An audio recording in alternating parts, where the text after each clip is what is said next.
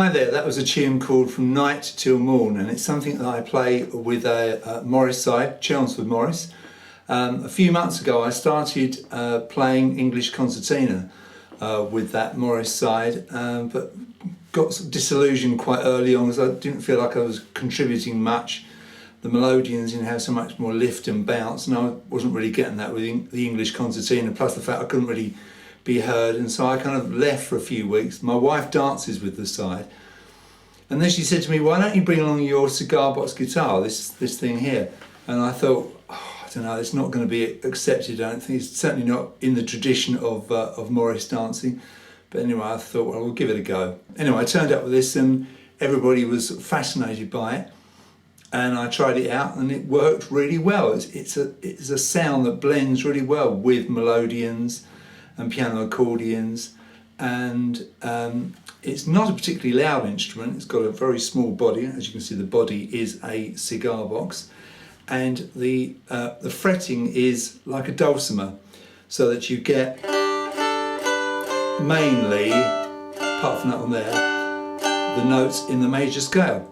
This particular one is tuned G, D, G, so you can basically really only play things in the key of G, which is fine because most of the tunes that the Morris I play are in G, and I have another cigar box guitar in D for those rare occasions where we play something in D.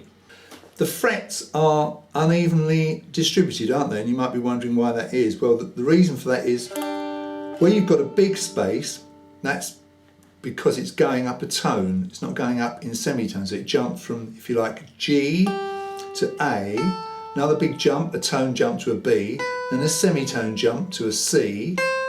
Okay, so it's a little space. Then a big jump to a D, tone, big jump to an E, tone, semitone jump to an F, semitone jump to an F sharp, semitone jump to a G, tone jump to an A. So you get the idea. So where it's a big, wide space, you've jumped up a tone, and when it's just a kind of conventional small space, that's a jump up of a semitone.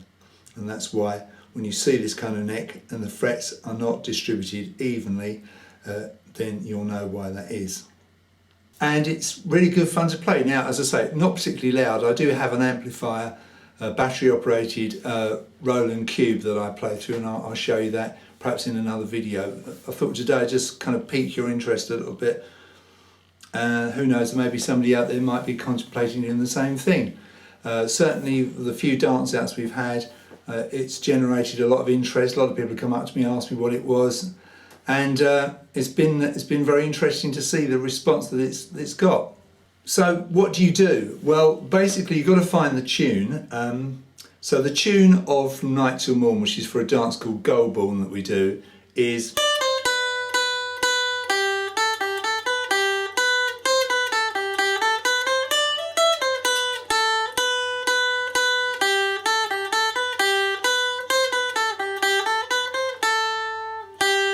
okay. Now you can hear the tune, but obviously that would be a pretty sort of thin, inconsequential thing to play. So what do you do? Well, you kind of bolster that by playing the other strings, and getting chords. So you're strumming within the chords. So the first section is all a G chord. So if you strum the open strings, you've basically got a G chord. You've got G, D, G, which is a chord of G5, which to all intents and purposes is a G major. Could be a G minor as well, but we're feeling it as a G major here. And you see that I'm cross strumming. Sometimes I'm doing downstrokes in a row. So basically, if it's on the beat, it's a downstroke. If it's off the beat, it's an upstroke. So it's a nice, fluid, flowing strum, and obviously you do need a good sense of rhythm to do this. But then it changes to a D chord for that bit there. Now the D chord is first fret of the two G strings, so like that, and the D string remains open. And then obviously you've got the tune there. Leave your first finger still. Back to G. Then we have a C chord. Now the majority of that next section is played over the C chord. and then you strum within that, move around within that chord. Just at the end you have to lose the chord to come up to the next section, which is in G again. But it doesn't really matter, and it certainly doesn't notice that all the other instruments are playing. Nice bit there. Another inversion of the C chord, and the little finger's up there, and then you release the little finger down there, still within the G chord, and back to your D again. So you've got.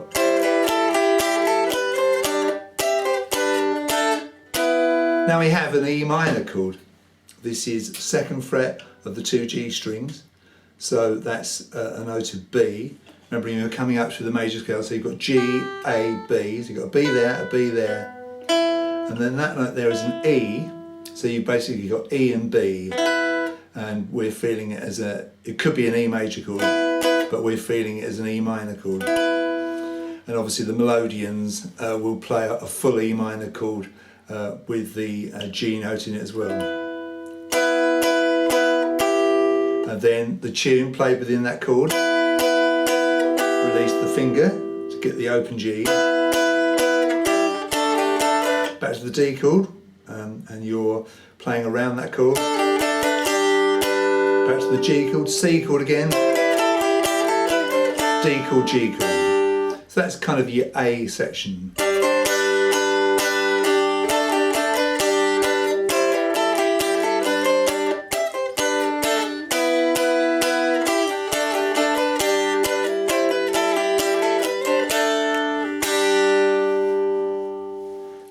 That's very effective, isn't it? And you are strumming the 3 strings the whole time, and you're bringing the tune out from within the chord shapes.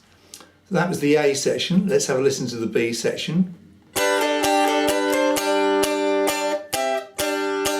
So it starts on a G chord, so just running up and down the G string. Basically, most of your melody is played on the highest pitched of the 2 G strings, the string nearest the floor, if you like. To that C chord, and back to G chord, C chord again. So there we have another inversion of the C chord. We've got frets 6 and 8. And basically 8 is your octave. 1, 2, 3, 4, 5, 6, 7, 8. 6 there. So to run into that,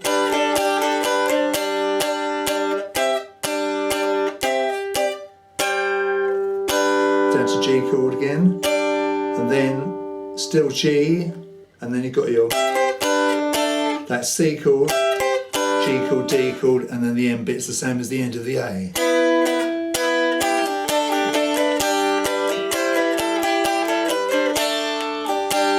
So you're constantly having to move your fingers around, and sometimes you have to drag your finger up consecutive frets. That's absolutely fine.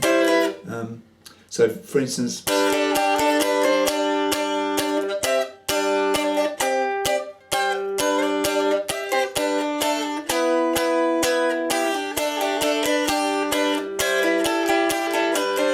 so particularly there. Now in this particular tune we have what we call a short B section and a long B section, and the long B section goes like this.